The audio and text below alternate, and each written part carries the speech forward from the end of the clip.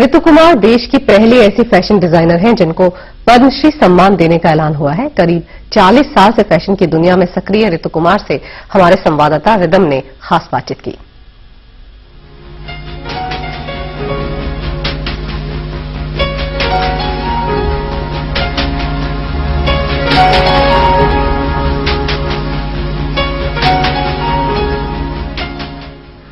कला से प्यार करने वाले, कला के संग जीवन शुरू करने वाले, कला के साथ जीवन को जीने वाले, कला को रूह में बसाने वाले। सबसे खास बात इनकी ये होती है कि इनको एक चीज सबसे ज्यादा प्यारी होती है, वो है इस कला का सम्मान, उससे प्यार और बहुत सारी तालियां, जो शायद पैसे भी उनका दिल नहीं मजबूत कर पाते। शायद ये कला के इस तरह का जब उनको सेलिब्रेशन मिलता है, उनसे लोग प्यार करते हैं, तो कुछ और ही बात होती है। आज हमारे साथ एक बहुत खास मेहमान है जिन्हें मिला है पद्मश्री, और हम बात कर रहे हैं श्रीमती ऋतु कुमार जी की, जिनको पद्मश्री से नवाजा जाएगा बहुत जल्द। और सबसे पहली वेटरन फैशन डिजाइनर हैं ये हमारे हिंदुस्तान में, जिनको ये सम्मान से नवाजा जाएगा। बहुत बहुत मुबारकबाद ऋतु जी। और सबसे पहला सवाल, दिल की धड़कन जरूर तेज हुई होगी, कैसा महसूस हुआ?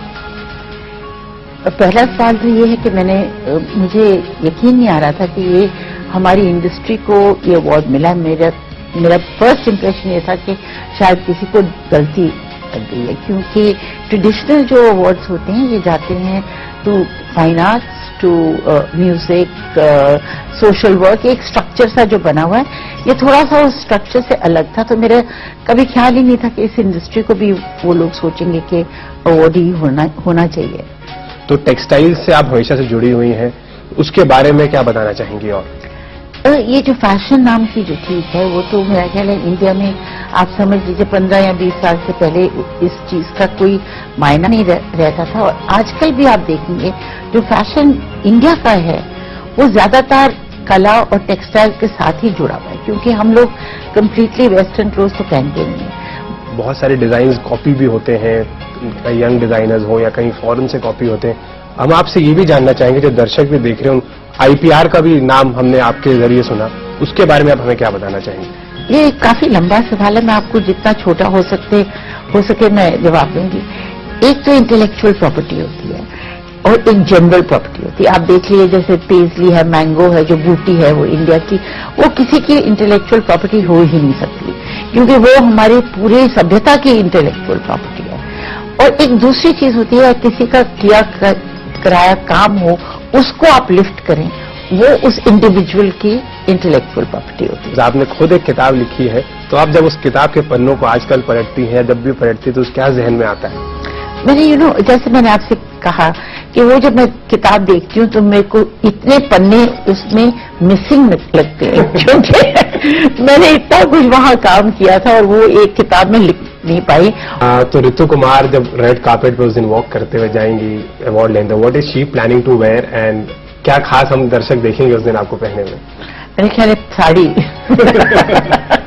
वेरी डेफिनेटली 500 या khadi sari woven by one of the president ने भी आपको फोन किया कि आप उनके लिए भी कुछ डिजाइन करें उस दिन?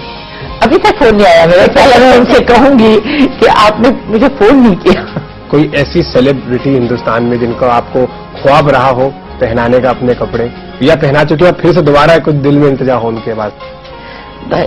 बेसिकली मेरा ख्याल है कि कोई भी जो डिजाइनर है ना, या आपकी जो विजन है सिर्फ या बॉलीवुड सेलिब्रिटी या कोई पॉलिटिकल सेलिब्रिटी में जाएगी, तो परहैप्स आपका काम इतना वाइड रेंज नहीं होगा।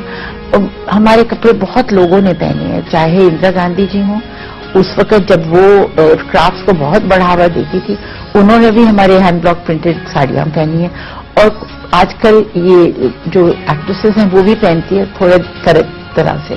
So this is the strength of Indian textiles. ऐसे बहुत सारे लोग जिनका ख्वाब ऋतु कुमार बनने का, उनको क्या आप अपने दिल से एक ऐसा एक संदेश दें कि उनको इंस्पायरिंग लगे, वो भी उस मुकाम पे आगे बढ़े? हाँ, मैं एक बात कहना चाहूंगी कि फैशन डिजाइनिंग जो लगती है दूर से, वो है नहीं। जो भी जैसी भी इंडस्ट्री हो, जैसा भी करियर हो, इसमें भी आपको 5 साल या 6 साल के लिए एक तो एजुकेशन की जरूरत है, उसके बाद मेरा ख्याल है कि 8-10 साल इसमें इंटर्नशिप की भी जरूरत है। विद दैट थॉट्स हम यही बताना चाहेंगे कि ऋतु कुमार का भी यही कहना है कि जीवन में सपने देखने वाले सपनों से ज्यादा जरूरी है उन पर अपना दिल और अपनी मेहनत से काबू पाइए, क्योंकि उसके बाद मंजिल आपके बहुत करीब होगी। और अगर आपका दिल नहीं है तो और भी बहुत सारे रास्ते हैं जहां पर आप सक्षम हो सकते हैं।